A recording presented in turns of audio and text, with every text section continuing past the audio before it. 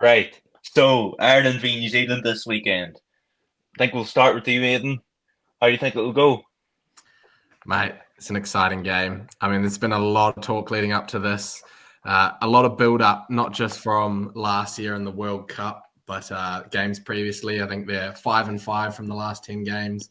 Obviously, we've had a bit of chat between Rico and Johnny.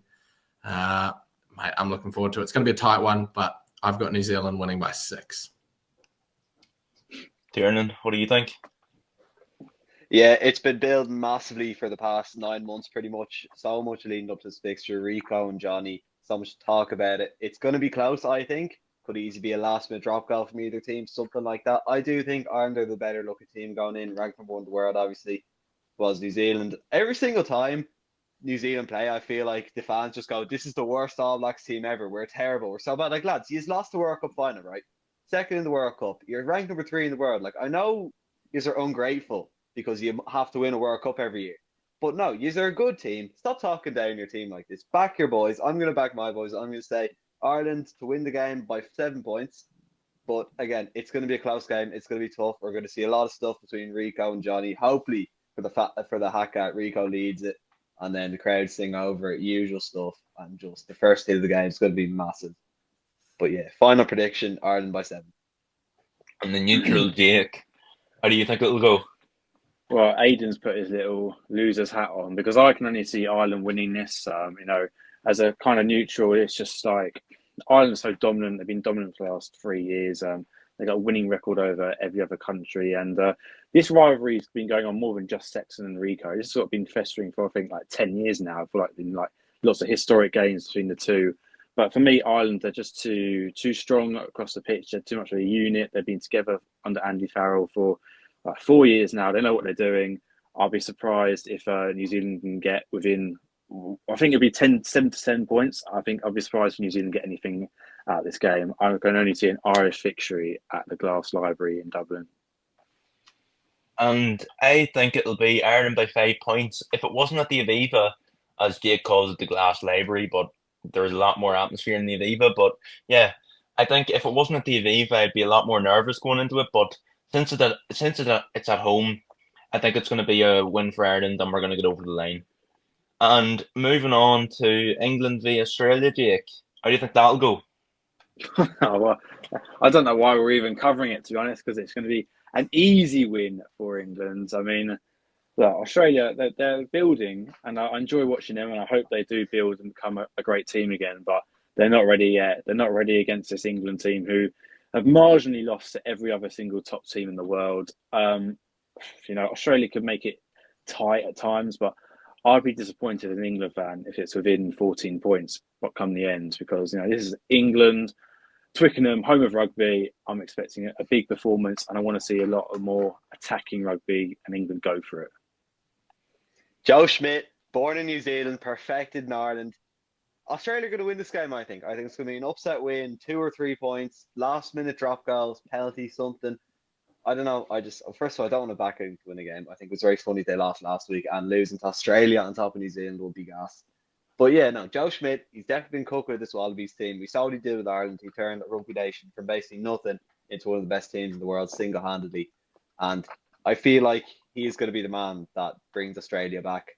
2027 World Cup, they're hosting it, and I think it's just going to be up from here for them, and a win over England, which they could easily do. If you look at some players in that team, Angus Bell, Fraser McRae, Will Skelton, there's some serious, even world class players you could say in that team. So I'm going to say final prediction: Australia by 2.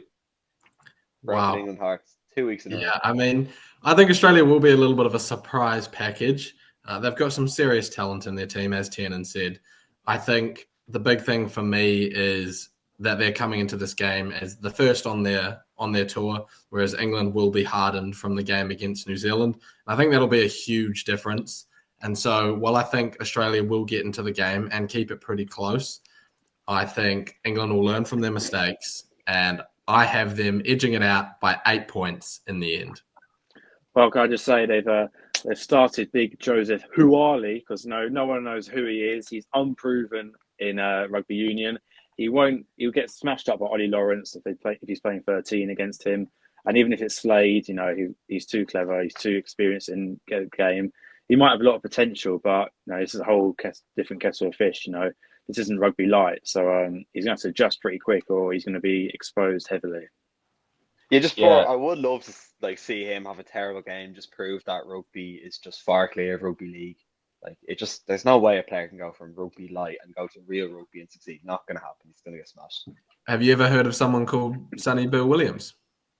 Yeah, but he's Sonny Bill Williams. He's different. He left rugby light because Sonny he Bill knew there was Williams is better also a things for him. boxer. He's everything, mate. But he started at league. Yeah, and he realised he's just too good for this shit sport. So he's going to go to proper rugby, play some proper teams. I don't know. I'm excited by the fact Suoliti is in the squad and starting. Like, they've given him the nod, which is pretty cool. And I think if he does do well, it'll finally set the precedent for, kids growing up in Australia that, rugby union is a serious pathway. And if he can make the jump and do well, hopefully it opens the doors for a few more players to do so. And Australia goes back to being a powerhouse of world rugby. Look, it was good when Folau did well for Australia. Like, he had a good impact for the Wallabies, but Huali ain't going to get anything near that impact, in my opinion, especially not against the dominance and experience of England at Twickenham. No chance. Weren't very dominant last week, but yeah, there's huge potential in that Wallaby side. Like, as Aidan said, if he can come over and do well, maybe it could turn the tide between league and union in Australia. But yeah, I do hope to see them do well in the next couple of years. Like, a huge nation like Australia needs to be doing better. Like, to have a coach who does know a thing or two about beating England, and yeah, some great players in that team. I think they just need to maybe gel a little bit more. And I think Australia could push them close. Another big rugby fixture this weekend: South Africa A versus South Africa B, or otherwise known as Scotland against South Africa in Murrayfield. How do we feel about that, gents? Mate, I'm looking forward to it. I think it won't be as big of a walkover as a lot of people are predicting.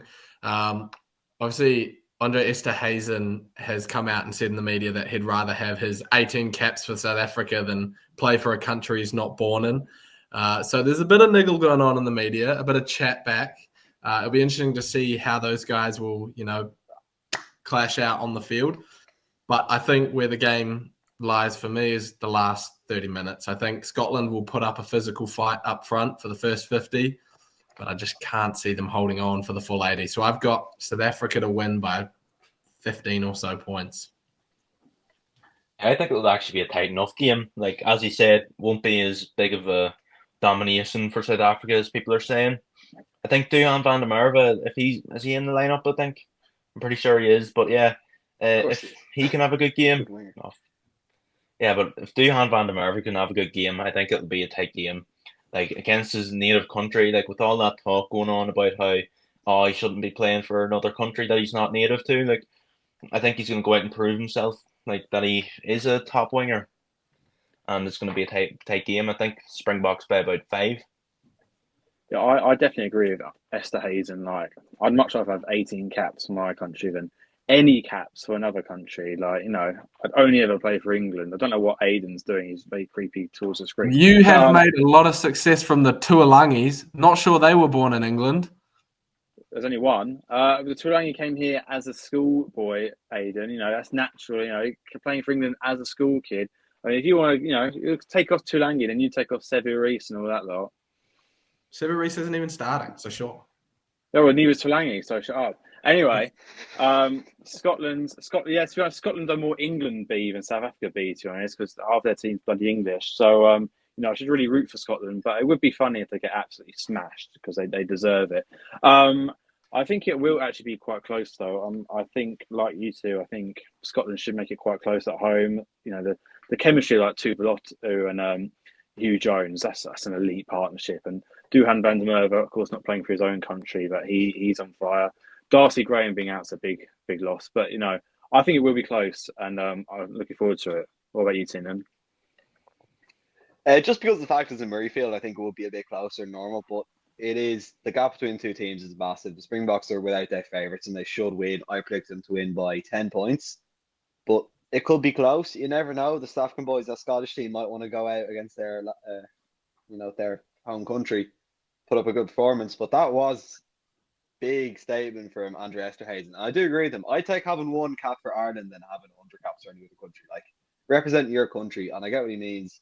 It's massive, and it definitely did stir up some stuff, especially with all the mind games as well going on between two coaches. This is going to be a much bigger game than people are saying. Yeah, with even how like the coaches, they were like delaying they delayed releasing the lineup. Like the Springboks are known for releasing their lineups like way early before games, and like they only released them today. Like I think there is something going on between the coaches. There's something going on between the players. I think that this like all these like comments are gonna have the Scottish players fired up. Well, we can't really call them Scottish according to some people, but yeah, I think. Yeah, but I think someone's got to comment about all of Ireland's Kiwis, all three of them. It's going to backfire. yeah, all three of our three of them, imports, yeah. All three Yeah. of this whole Irish team is from New Zealand. Yeah, like I think it'll get the Scottish fired up, and I think it could be a tight game. There's someone wanting in here. We CBR. have an invader. CBR. Oh my god! What's up, bitches? What's up? What group chat you put this in, Jimmy? I put it in the like main one. Bro, I'm busy editing, so I was just like, maybe I'll just sit backstage and I'll just listen to it. Backstage. But we're talking about South Africa, Lord. so why don't you give us your quick thoughts there? Cancel that smacking- invasion. Smacking them by 22 points at least. At least 22. Thin Russ on my ass. The guy's trash. He's better than Pollard and Sasha, though. Get Jake off this thing. Yeah, let's just kick Jake off and get you in. I think, boys, the biggest game of the weekend, Italy-Argentina. What are we thinking? Fireworks, yes or no? Oh, mate, That's an a interesting spicy one. Yeah, go, Jimmy. Very Sorry. interesting. Sorry about that. Yeah, but it's very interesting, that game. Like, depending on Argentina's day, this could either be a very tight game or it could be an absolute blowout for them. Like, I predicted Argentina to win by 10 points, but they could easily go out and win by 30. Like Italy could put up a good fight, but you just don't know with them. High scoring game, fireworks, end to end stuff. That's what I'm predicting for Italy against Argentina. I think we're going to see another one of those 40 to 41 points, a bit like Harlequins poured out. A game like that, just so exciting. It could be the most exciting game this weekend if you just look at the pure rugby being played. Like, they are two real underdogs of their leagues, the Six Nations, obviously being Italy and Argentina, the Rugby Championship. They have a lot to prove, and I'm really surprised we don't see this game more, because it really does feel like a small rivalry in World Rugby. You know, the two underdogs. Yeah, I can't wait for this game. I cannot wait for this game. This is the most interesting game of the weekend, probably for me. Honestly, I think it's really, the matchups are really interesting. Like the cultural ties between the two countries, just in general, and then also their sort of rugby ties. You know, like great Argentinian players playing for Italy, sort of like Brex right now and Parise, who both grew up in Argentina. You've got like Thomas Gaggio and Albanoz, who play for Benetton and in URC for Italian teams. So there's lots of crossover, and you know, I think it could be spicy just in the crowds if there's any away Argentinian fans. It's going to be good, and I'm ashamed this fixture doesn't happen more often. And I think it's really special, and I'm really looking forward to watching this game. I think if Argentina get this, like, come as their best as they can, they should just win this though. Yeah, I mean, I agree. I forgot to give with a you score prediction, actually. Yeah, Argentina by 5 points. Yeah, I mean, I agree with both of you there. It's shocking to me that this fixture doesn't happen more often, because the amount of eyes on it would be incredible. Like, as Tiernan said, just from a rugby perspective, I think it will be the most exciting game this weekend. You will see end-to-end rugby. You're going to see some fireworks, offloads, running down the wings, side to side. You got some real hot steppers in both those teams as well. And man, I think Argentina has just a little bit more quality throughout the park. Contepomi's got them in a great position. Obviously, they've done their first ever triple crown, I suppose you could call it, of the rugby championship, beating every team in the rugby championship. And I think even though they're a bit hot and cold, I think they have the quality to put away teams like Italy, even if it is 50 points to 47 points. I think they'll just edge it in the end, and I've got them winning by about 6. Yeah, it's going to be very interesting. Like the two teams constantly trying to prove themselves. It's going to be one to watch. So, Wales v Fiji. Going to be an interesting one. Aidan, what are we thinking about that? I think this train of L's that Wales are taking has got to end eventually. They got to get off, because if they keep going down this track, they're just not going to exist anymore. And Wales used to be the premier team in Europe, and I think they can get back there. They've got some young, exciting talent in their team, and these are the games they have to start winning comfortably to get back on track. I like Wales, and I'm sick of seeing them lose. I like Fiji a lot too, which kind of sucks, but I want Wales to win this game, get back to being a great team. They're sort of like the Australia of the Northern Hemisphere at the moment, and it's a bit poos. So I think Wales are going to win by 12 points. Can you say that again, please? Just the train of L's. Oh, that's beautiful. That was beautiful. I love seeing Wales in the mud. It's brilliant to see. Also, if they lose to Fiji, they have Australia and South Africa. It could be like a whole calendar year of losses. Oh, inject it in my veins. Oh, God. I love it. Well, downfall you can't of forget Wales. to beat the Reds. They did beat the Reds. Oh, they did beat the Reds. That's true. That's By a true, point. Jimmy. By a Not point. even a test match, though. Sadly for this game, I do think Wales should be beating Fiji. Like the Fiji squad have got getting less preparation. You know, a lot of them playing in France and stuff, and just difficult sort of budgetary restrictions with that union and the way it's organised. Not that the Welsh ones run brilliantly either, but yeah, I think just Wales at home should have enough to get it done. But it should be a tight game, a physical game. So I'm looking forward to it. Who doesn't Yeah. love a good tier 2 matchup? Like Wales and Fiji, tier 2 matchup, both of them. Like, no, this is really a massive opportunity for Fiji to reprove themselves on the top stage. Obviously, Wales, nearly a full year of losses. It's crazy to think they were winning Grand Slams almost 5 years ago. But this Fiji team, last week they didn't have any of their top 14 players. They have some proper starting quality players in that team, and they're getting them back this week. It's a completely different team than we saw against Scotland. So I think they can go get the win. I think Fiji will get the win. You're looking, Italy can beat them. Why can't Fiji? So I'm going to say Fiji by 4 points. And Wales, they're going to have an absolute disaster here. I hope they can come back. They've been doing well in the URC in fairness. Their clubs haven't been, I don't want to say they've been good, but they haven't been atrocious. Italian standard. So it is coming back for them. And they will come back eventually. A bit like Australia. It's only up from here. But this series, I don't think they'll get any wins. Yeah. Like Wales, what was I going to say? I do genuinely think that this is like the most difficult game of the weekend to predict, because they don't play very often, and either team could show up in sort of different forms. So it's a really hard one for me to predict. As I said, I do think Wales, but it's difficult. What are you going to say, Jimmy? Yeah, I would call this a tier 1 relegation playoff. So, like, if Fiji win this, they go up to tier 1. So, like, this is probably like, so this in a way is kind of like a playoff match. So it's not just a friendly, in my opinion. So I think Fiji will be up for this. So I think Fiji by 5 points and get promoted to tier 1. Relegation playoff. Right on. Right. The country we've been dreading to talk about. The country that don't deserve to be talked about. But we're South here Africa? doing our duty as whatever we are. Why should we talk about France? Do they deserve to be talked about? Absolutely France not. don't Moving deserve on. to be. Yeah, France Sorry, don't Jimmy. deserve to be playing international rugby. Like, as much as I want Dupont to win World Player of the Year, he's been the best player out here.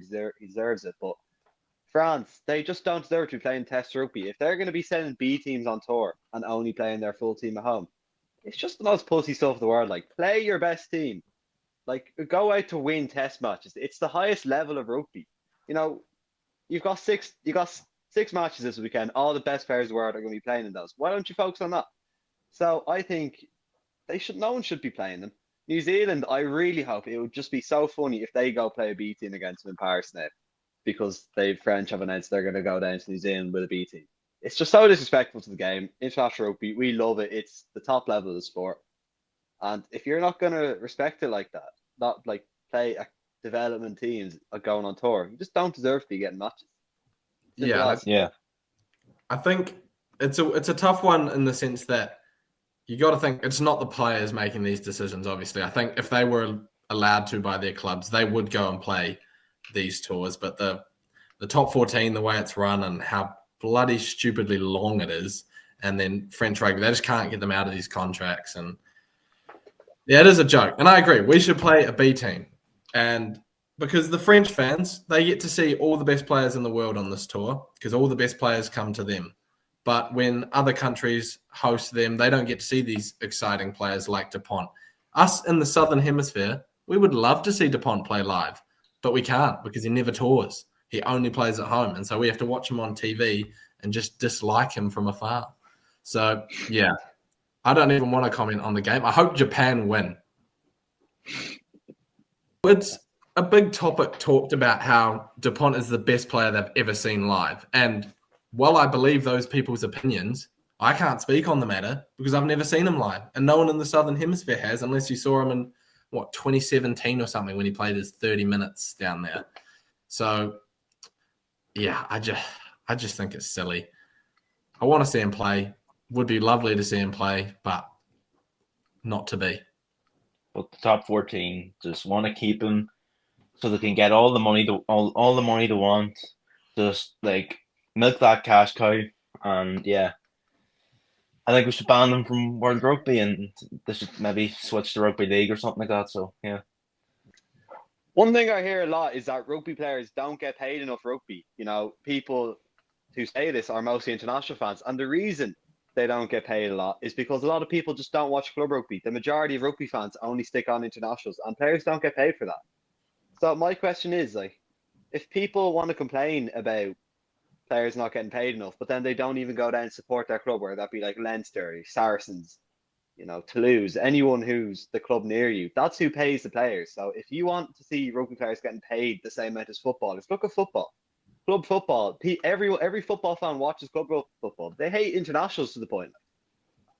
So I think there's massive potential for rugby players to be paid a similar amount to football players. And the solution isn't to go searching for oil money. It's not to go to the US. It's just fans who like rugby need to not only support international rugby, they need to get behind a club. Like, go to those games. Watch those games, because that will get the players being paid more. Yeah, it's sorry, Jimmy, but like Twickenham having 82,000, absolutely packed out, and the demand is so high, and the same for the Aviva, in Dublin, for the Ireland games, and that's the URC in the Premiership. For me, both leagues have pretty much never been better. The quality is so high right now, so many tries. It's really hard to predict. I honestly find watching the Premiership and other club rugby more entertaining than watching international. I'm not saying it's a bigger deal, because just with how the magnitude of internationals, but it's so much more entertaining and hard to predict, and I love it. And I think everyone watching this video or watching international rugby should be watching club rugby as well, because it'll grow the sport in the game. But just as you're a rugby fan, it's so good. You should be watching it. You're missing out if you're not.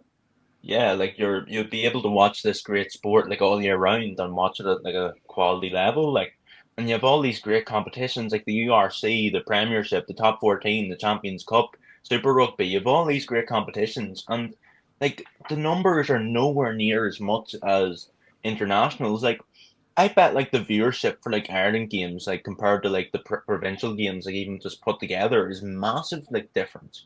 Like the amount of people like who will be like I'll like see talking about rugby in the next couple of weeks because Ireland's playing, is like gonna like probably double compared to what it usually is. Like, and I think we needed to get behind club more, and yeah, it's great like qualities of rugby, and it would help support our players. Yeah, and I think it's all about growing the game at every level. Obviously, the international stuff is the thing that most people tune into, but you get more interest in that international level game if you see the players develop from their club rugby. And I mean, all of us, we support different teams to an extent. We support different leagues. As we Jake with the Premiership, the two Irish boys with the URC, and me personally with the Super Rugby. Like, the whole reason we do all this stuff that we're doing here is just to grow the game. We all love the sport, and we think you'll love the sport. And if you get in at club level, you will love it. and then you'll get to enjoy the highs and the lows of a team. I'm supporting Edinburgh in the URC this year. I've already had some highs and lows, and it's brilliant. I love it. So yeah, get behind your team. Even if you're not interested in rugby yet, pick a team, pick a league, get behind it, go to a few games, watch Pick them this team. watch them on Pick that TV one. if you can't go to the games. That still helps, and follow along with them. Follow along with the team and the players' journeys. I promise you won't regret it. This is one of the best sports in the world, if not the best sport in the world. Get involved. One thing I want to mention, that Test rugby, it's mostly just friendlies as such, and you get your Six Nations, you get your rugby championship, but every single club game, like provincial, Leinster, Premiership, it's all competitive. There's always a trophy at the end of every single one of those games, and that's why I think it's really underrated. So anyone watching this video, if you're not a big fan of club rugby, even if you don't have a club near you, just follow the URC along. You don't even have to watch the game. Just maybe follow the Instagram account, see how it works, and you might get interested in it, because if you're supporting that, you're supporting competitive rugby all year round. And then when big international breaks come up like this, you're not just suddenly getting tuning back into rugby. It's suddenly you're seeing all the players you watch in these leagues coming together and playing some massive games. And at the same time, like my earlier points, the reason rugby players don't get paid the same level as other sports is because international rugby really doesn't pay. International sports tend to not pay. It's an honour to represent your country. It's not your job. Whereas the club rugby is their job, and that's what pays them. So just rugby fans, if you want to call yourself a proper rugby fan, get behind club rugby, because it's so underrated and you enjoy it a lot. Yeah, That's my glaze over. Yeah, you'll see like far more like great games. Like you'll see some great moments. Like you'll see some players like grow into like world class players. Like you'll be watching players that come through like start as young players, and then you'll see them like captain in your country eventually. Like it's just amazing to see, and it's probably one of the most underrated like sports in the world, and really needs more exposure.